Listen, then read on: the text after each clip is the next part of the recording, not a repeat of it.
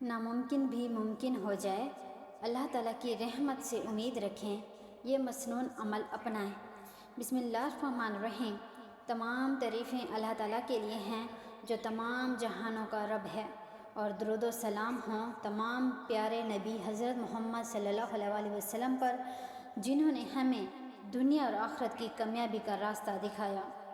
میرے عزیز اسلامی بھائیوں اور بہنوں، آج کی اس ویڈیو میں ہم ایک ایسی بابرکت عمل کے بارے میں بات کریں گے جسے اگر اخلاص، یقین اور اللہ تعالیٰ پر کامل بھروسے کے ساتھ کیا جائے تو اللہ تعالیٰ اپنی رحمت سے بندے کی زندگی میں آسانیاں پیدا فرما دیتا ہے۔ یاد رکھیں، اسلام میں کسی بھی عمل کو میجک کہنا درست نہیں، کیونکہ حقیقی قدرت صرف اللہ رب العالمین کی ہے۔ کوئی وظیفہ خود سے اثر نہیں رکھتا، اثر دینے والی ذات صرف اللہ تعالیٰ کی ہے۔ ہم میں سے بہت سے لوگ مختلف پریشانیوں میں مبتلا ہیں۔ کسی پر قرض ہے، کوئی بے روزگاری سے پریشان ہے، کسی کے گھر میں سکون نہیں، کسی کی اولاد نافرمان ہے، کوئی بیماری سے تنگ ہے اور کوئی برسوں سے اپنی جائز دعا کی قبولیت کا انتظار کر رہا ہے۔ ایسے ہر انسان کے لیے سب سے بڑی امید اللہ تعالیٰ کی رحمت ہے۔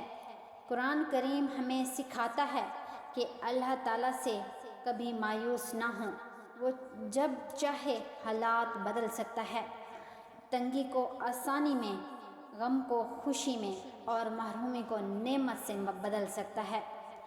رسول اللہ صلی اللہ علیہ وسلم نے ہمیں استغفار، درود شریف، تسبیح اور دعا کی بہت زیادہ ترغیب دی۔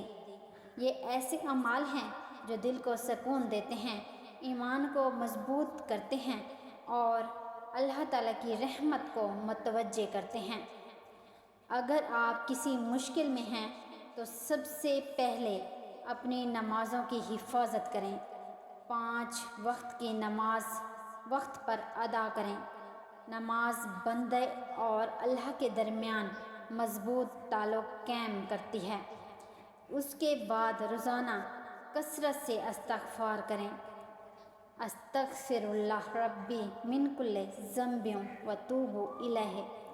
استغفار گناہوں کی معافی، دل کے سکون اور اللہ کی رحمت کا ذریعہ ہے۔ اس کے بعد درود پاک کثرت سے پڑھیں۔ علماء نے بیان کیا ہے کہ درود شریف دعا کی قبولیت کا ایک اہم سبب ہے۔ پھر لا حول ولا قوت الا باللہ کا ورد کریں۔ اس ذکر میں بندے کا یہ اقرار ہوتا ہے کہ طاقت اور قدرت صرف اللہ تعالیٰ کے پاس ہے۔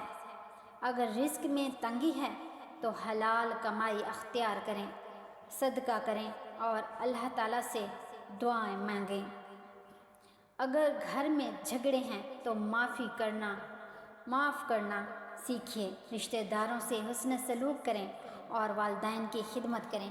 اگر دل بے چین رہتا ہے تو قرآن کریم کی تلاوت کو معمول بنائیں۔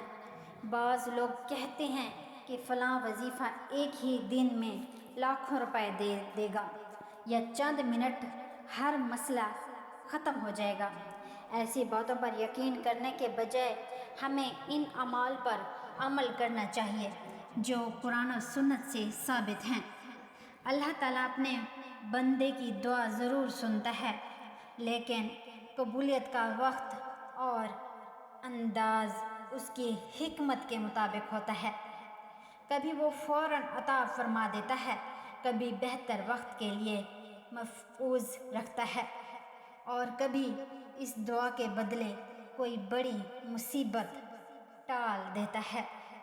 اسی لیے دعا کرتے وقت جلد بازی نہ کریں، بلکہ صبر اور یقین کے ساتھ اللہ تعالیٰ سے مانگتے رہیں۔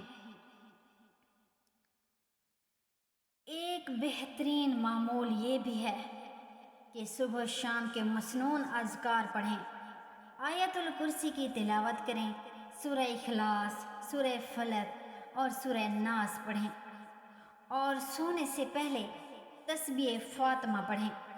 اگر قرض میں مبتلا ہیں تو اللہ تعالیٰ سے اخلاص کے ساتھ دعا کریں، فضول خرچی سے بچیں، حلال ذرائع اختیار کریں اور جہاں ممکن ہو صدقہ کریں۔ اگر اولاد کی اصلاح چاہتے ہیں تو ان کے لیے دعا کریں، خود اچھا نمونہ بنیں اور محبت کے ساتھ ترتیب کریں۔ اگر بیمار ہیں تو علاج بھی کروائیں اور دعا بھی کریں، کیونکہ اسلام علاج اختیار کرنے کی تعلیم دیتا ہے۔ یاد رکھیں، اللہ تعالیٰ اپنے بندوں کی ہر آہ سنتا ہے، ہر آنسو دیکھتا ہے اور ہر دعا کا علم رکھتا ہے۔ اسی لیے کبھی مایوس نہ ہوں۔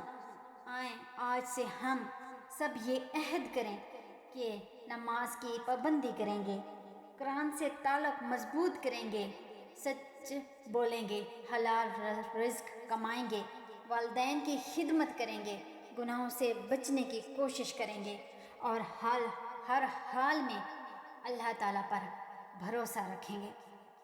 اللہ تعالیٰ ہمیں اخلاص، صبر، شکر اور استقامت عطا فرمائے، ہماری جائز دعاؤں کو قبول فرمائے، ہمارے رزق میں برکت عطا فرمائے، ہمارے گھروں میں محبت اور سکون پیدا فرمائے، ہماری بیماریوں کو شفا میں بدل دے، قرضوں سے نجات عطا فرمائے اور ہمیں دنیا اور آخرت کی کامیابیاں نصیب فرمائے۔ آمین یا رب العالمین۔